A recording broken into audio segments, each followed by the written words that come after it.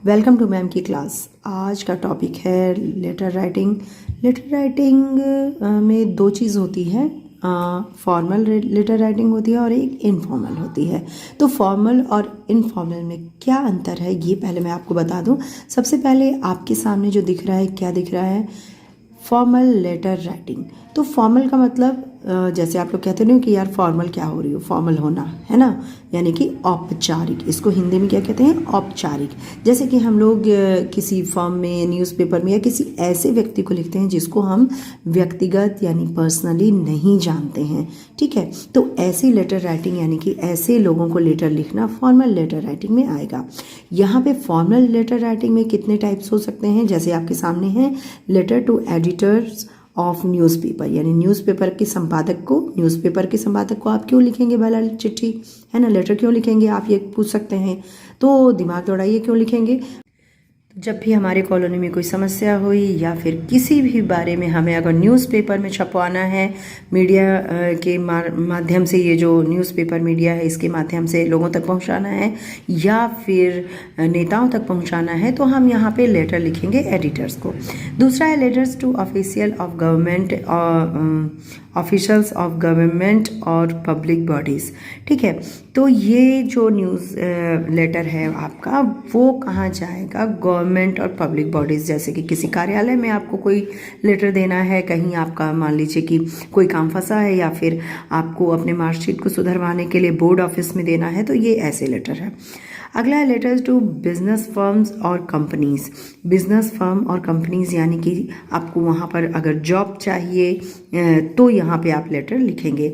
और अगला है application of principal head of school और कॉलेज, यानी अपने स्कूल के या कॉलेज के प्रिंसिपल को या हेड को आप एप्लीकेशन लिखेंगे। तो ये एप्लीकेशन कई सब्जेक्ट, इसके कई हो सकते हैं, इसमें भी सब्जेक्ट।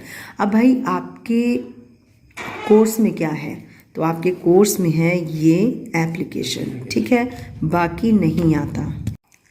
अब आप ये पूछेंगे कि क्या मैडम फॉर्मल लेटर राइटिंग में बोर्ड के एग्ज़ाम में सारे आते हैं, सारे प्रकार से आ सकते हैं? तो नहीं भाई, अभी जितनी भी पिछले एग्जामिनेशन को ये पेपर आप उठा करके देख लीजिए, इसमें कुछ नहीं आता, केवल एप्लीकेशन आता है, एप्लीकेशन टू द प्रिंसिपल। तो इसके जो सब्जेक्ट होते हैं वो अलग अलग दिए जाते हैं। तो फॉर्मल लेटर राइटिंग में एप्लीकेशन टू द प्रिंसिपल बस। और यही मैं आपको बताऊंगी कि एप्लीकेशन कैसे लिखा जाता है, उसको अच्छे से आप समझ लीजिएगा। चलिए आगे इसको करते हैं हम लोग। अब यहाँ पर मैंने एक एग्जाम्पल के लिए एप्लीकेशन ही लिख लिया है, आप देख सकते हैं। अब इसमें क्या क्या चीज़ें लिखनी है। हाँ, एक चीज़ और आप समझिए, एप्लीकेशन या लेटर में स्टेप बाय स्टेप नंबर मिलते हैं। मतलब यह हुआ कि आप अगर हर चीज़ सही जगह पे लिख रहे हो, मान लो कि यहाँ से यहाँ लिखे तो इसके नंबर अलग मिलेंगे, सब्जेक्ट लिखा है इसके नंबर, और आपने शुरू के 2 लाइन अच्छे लिखे तो इसमें नंबर, लास्ट के आपने सही लिखे तो इस पे नंबर मिलते हैं। इसका मतलब यह है कि सारे पार्ट को बहुत ही ध्यान से देखिए, ठीक है। तो मैं शुरू करती हूँ। देखिए, सबसे पहले आपको क्या करना है, सेंडर एड्रेस, यानी कि जो सेंड कर रहा है उसका एड्रेस चाहिए। तो आप लिख रहे हो, आप एप्लीकेशन दे रहे हो, तो आप अपने घर का एड्रेस यहाँ लिख देंगे। यहाँ पे आप कोई रियल एड्रेस नहीं लिखिए, कुछ भी ऐसे बना करके आप लिख सकते हैं, ठीक है। ये मेरा सजेशन है, इसमें कोई भी रियल एड्रेस नहीं, क्योंकि बोर्ड का एग्जाम आप देने जा रहे हैं। तो यहाँ पे आपने, जैसे मैंने लिखा है B24 माधव नगर प्रयागराज, ठीक है। ये सारी चीज़ें अलग अलग हो सकती हैं लेकिन एक साथ कोई एड्रेस नहीं बनाती हैं, ठीक है। तो इस तरह आप लिख दीजिए। दूसरा आता है, दूसरी लाइन में आप लिखेंगे डेट। डेट क्या होनी चाहिए? इस तरीके से उसका फॉर्मेट ऐसे ही होना चाहिए जैसे 20 मार्च 2022।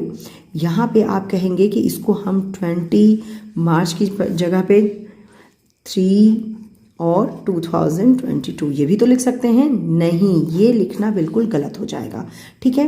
तो सही क्या होगा? 20 मार्च 2022, उसका फॉर्मेट बिल्कुल यही लिखिएगा। उसकी अगली लाइन में यहाँ पे थोड़ा सा गैपिंग मैंने कम दिया है, ये समझिए आप लोग। अगली लाइन में आप द प्रिंसिपल, अब कहाँ के प्रिंसिपल? यहाँ पे क्या होगा, ये जो होगा एड्रेस जहाँ आप भेज रहे हैं लेटर, ठीक है, एप्लीकेशन जहाँ भेज रहे हैं। तो द प्रिंसिपल GI कॉलेज, ये कोई भी कॉलेज आप लिख सकते हैं यहाँ पे नाम। प्रयागराज मैंने डाला है, आप अगर प्रयागराज से हैं, आप अपने कॉलेज में भेज रहे हैं तो यहाँ और यहाँ ये दोनों एक सेम होना चाहिए। अगर मथुरा है तो यहाँ भी मथुरा हो, यहाँ पे आप नाम लिख रहे हैं सिटी का वही नाम यहाँ हो, ठीक है। कॉलेज का नाम आप बदल सकते हैं, वही रख सकते हैं, इसमें कोई इशू नहीं है। उसके बाद आप सब्जेक्ट लिखेंगे, ये बहुत ही इंपॉर्टेंट है। सब्जेक्ट आप समझिए कैसे लिखा जाता है। सब्जेक्ट ये कि आपको क्यों आप एप्लीकेशन लिख रहे हो, ठीक है। यहाँ हो गया किसने लिखा है, यहाँ किसको लिखा है, और यहाँ क्या है, क्यों एप्लीकेशन लिख रहे हो, एप्लीकेशन की क्या ज़रूरत है। तो सब्जेक्ट में हम बहुत ही कम शब्दों में ये बता देते हैं। तो कम शब्दों का क्या मतलब होता है, यहाँ पर मैक्सिमम आप 5 शब्दों में, और यहाँ मिनिमम देखिए मैंने कितने शब्द लिए हैं, 1, 2 और 3, यानी एप्लीकेशन फॉर लीव के लिए एप्लीकेशन लिख रहे हैं, छुट्टी के लिए, ठीक है। तो सब्जेक्ट बहुत ही संक्षिप्त होना चाहिए, शॉर्टकट होना चाहिए, और इसमें ही आपको समझ में आना जाना चाहिए पढ़ने वाले को कि किस लिए एप्लीकेशन लिखा गया है। उसके बाद मेन आप शुरू करते हैं। शुरुआत कैसे करेंगे, सर या मैडम, ठीक है। अगर आप गर्ल्स कॉलेज की हैं तो यहाँ मैडम भी लिख सकती हैं, सर भी लिख सकते हैं, कोई मैटर नहीं। Respectfully I beg to say that, ठीक, ये जो मेन है ये आपको रट लेना है, ठीक है। एप्लीकेशन में ये जो एक लाइन होती है वो बिल्कुल मेन होती है, और ये लगभग सब में होती है। तो respectfully I beg to say that, यानी कि विनम्रतापूर्वक मुझे ये कहना है, निवेदन करना है। I have been suffering from fever since last night. हाँ, एक चीज़ और है, क्वेश्चन में आपके ये दिया रहेगा कि आप जो है एप्लीकेशन किस चीज़ के लिए लिखिए। तो लीव के लिए लिखिए, तो अगर केवल होगा कि लीव के लिए लिखिए 3 डेज़ के, 2 डेज़ के या 5 डेज़ के, तो आप लीव में आप सफरिंग फ्रॉम फीवर दिखा सकते हैं, या फिर कोई मैरिज वैरिज दिखा सकते हैं अपने बड़े भाई बहनों का, ठीक है। तो ये एप्लीकेशन लीव के लिए हो जाएगी। और ख़ासकर अगर ऐसे लिखा रहे कि आप बीमार हैं और फिर आप लीव लीजिए, तो ये एप्लीकेशन बिल्कुल सुटेबल होगी। I have been suffering from fever since last night. The doctor has advised me to take 3 days rest.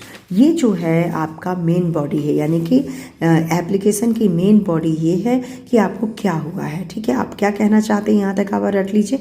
जो कहना चाहते हैं वो मेन पार्ट है, जो कि आपके क्वेश्चन में दिया रहेगा कि इस कारण से आप लीव ले रहे हैं। नहीं दिया होगा तो आप इसी को लिख सकते हैं।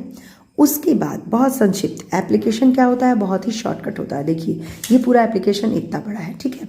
तो अगली लाइन में आप लिखोगे अतः यानी देयरफॉर, आई देयरफॉर, फिर कॉमा मैंने लगाया है, या फिर इसको लिख सकते थे देयरफॉर आई रिक्वेस्ट, ठीक है। दोनों ही तरीके से लिख सकते हैं।